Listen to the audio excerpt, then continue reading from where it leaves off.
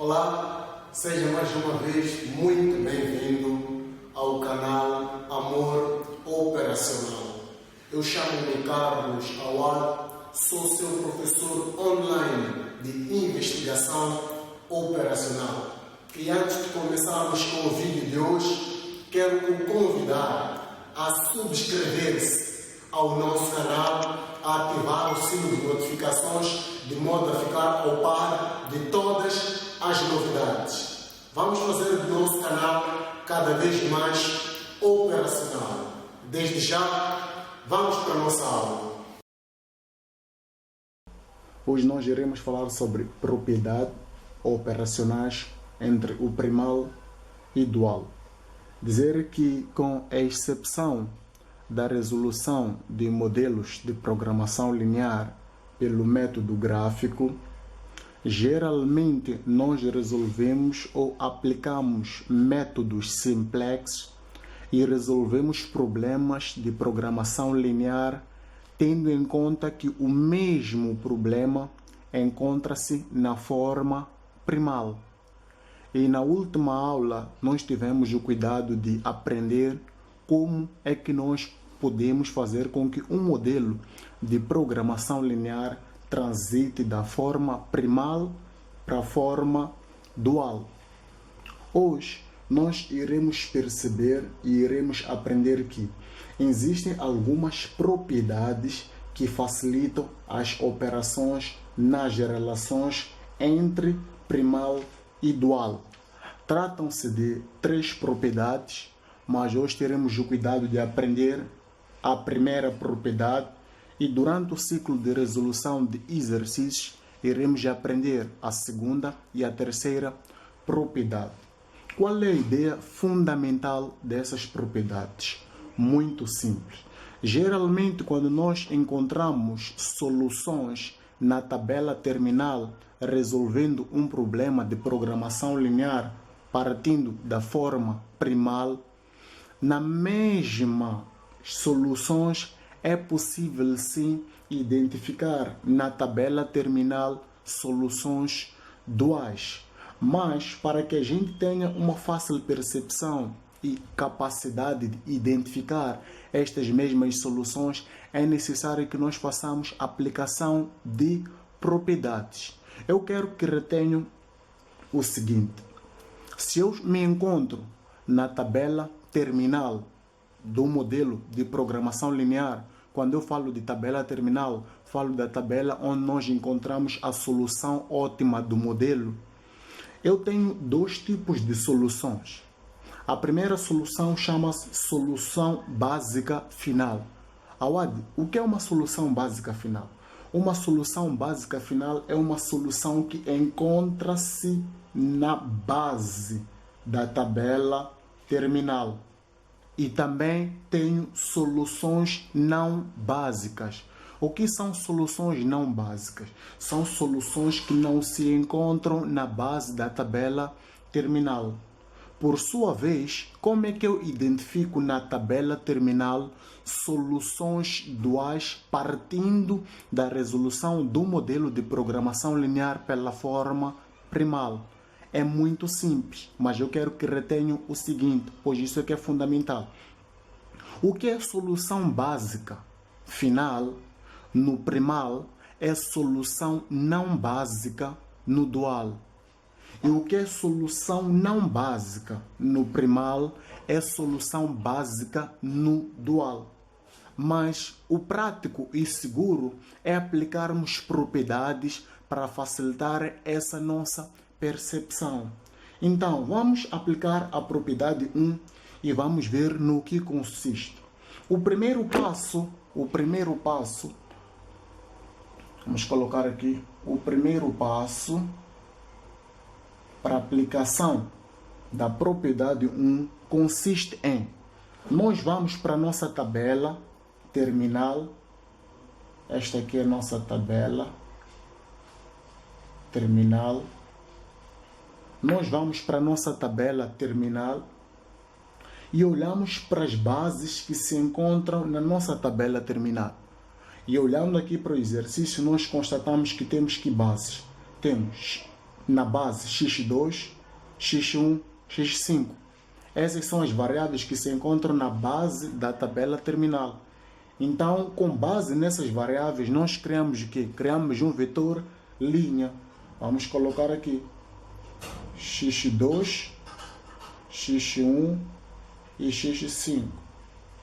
E com base nesse vetor linha, que é composto por estas variáveis, nós vamos para a nossa função objetiva na forma standard. Eu até esqueci-me aqui de representar, mas é dada por 5x1 mais 6x2 mais 0x3 mais 0x4 mais 0x5, que acabam sendo consequência da introdução das variáveis de folga, pois trata-se de um modelo que tende a maximizar. Então, eu vou para a minha função objetiva na forma standard e eu identifico estas variáveis correspondem a que valores. Se eu for atentar bem, eu vou constatar que a minha variável x2 corresponde a 6, então coloco aqui 6. A minha variável x1 corresponde a 5, então coloco aqui 5. E a minha variável x5 corresponde a 0, então vou colocar aqui 0. Já preenchi o meu primeiro passo. O meu segundo passo consiste em multiplicar este mesmo vetor linha, que é dado por 6, 5, 0, multiplicar este mesmo vetor linha por uma matriz que é dada com base nas variáveis que se encontram onde? Na nossa tabela inicial. E quais são as variáveis que se encontram na nossa tabela inicial? São variáveis de folga, que são dadas por x3, x4 e x5. Logo, nós vamos para a nossa tabela terminal. E encontramos a composição desta matriz. E onde é que se apresenta a composição dessa matriz? Se apresenta aqui. Se apresenta neste campo aqui, onde temos x3, x4 e x5. E representamos a matriz, que é dada por 1, menos 1, 3, menos 1, 2, menos 10, 0, 0, 1. E de seguida, o que eu faço? Tenho que multiplicar essas matrizes. Eu subentendo que tenho domínio de multiplicação de matrizes, pois nós estamos aqui diante de duas matrizes, uma que é do tipo 1 por 3 e a outra que é do tipo 3 por 3. E nós sabemos que para multiplicar estas duas matrizes é necessário que o número de linhas da primeira matriz seja o número de colunas da primeira matriz seja igual ao número de linhas da matriz seguinte. Eu já tive o cuidado de multiplicar isso de lado e, como resultado da multiplicação dessas duas matrizes, nós obtivemos uma nova matriz que também é dada por 1 por 3, ou seja, é uma matriz do tipo 1 por 4, 1 por 3, desculpa, é uma matriz do tipo 1 por 3, que a apresentação dos seus valores é dado por 1, 4, 0. Ou seja, eu já tenho os valores das variáveis que correspondem a x3, x4 e x5.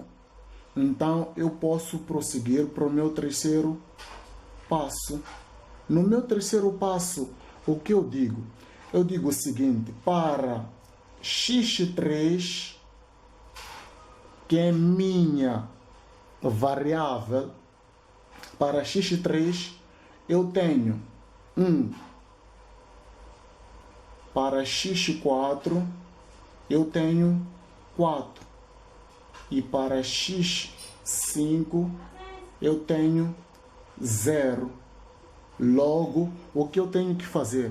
Estes valores 1, 4 e 0, eles chamam-se de multiplicadores simplexes. Logo, eu tenho que subtrair os multiplicadores simplexes por 0. Daí que terei 1 menos 0, 4 menos 0 e 0 menos 0. Isto me vai dar 1, me vai dar 4 e me vai dar 0. Entretanto, o que eu estou a dizer? Eu estou a dizer que os multiplicadores simplexes, também chamados de custo de oportunidade destas variáveis, são 1, 4 e 0. Logo, deste jeito, eu consigo achar uma coincidência entre estes multiplicadores simplexes,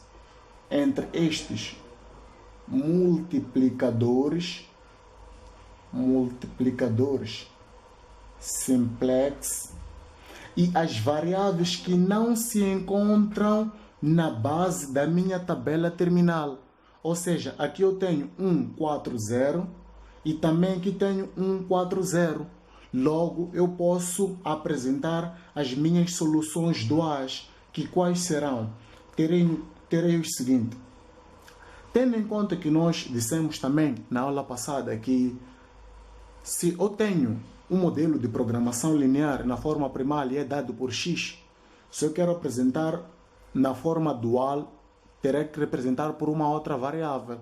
E irá acontecer o mesmo com relação à apresentação das suas variáveis. Ou seja, na forma primal as variáveis são dadas por x, então na forma dual as variáveis terão que ser dadas por y. Deste jeito eu terei que dizer o seguinte, que as minhas soluções duais serão dadas por y1 igual a 1, y2 igual a 4, y3 igual a 0, que corresponde aos meus multiplicadores simplex, que também por sua vez correspondem às variáveis que não se encontram na base da tabela terminal, tendo em conta uma solução primal, e porque tratam-se de tratam-se de 5 variáveis, teria que y4 igual a 0, y5 igual a 0. Logo, o que eu estou a dizer? Estou a dizer que estas aqui são minhas soluções na forma dual, que se nós formos a prestar bem atenção, corresponde àquilo que eu havia dito no início, que as soluções duais são dadas das seguintes formas. O que é uma solução não básica no primal corresponde à solução básica no dual. Daí que nós tivemos estes multiplicadores simplex. E o que é solução básica final no primal é solução não básica no dual. Então, esta é a resolução deste problema, tendo em conta a aplicação da propriedade 1. Quero acreditar que tenha ficado muito bem claro. Muito obrigado pelo carinho da tua atenção. Até o nosso próximo vídeo, na qual iremos abordar sobre a propriedade 2. Um abraço.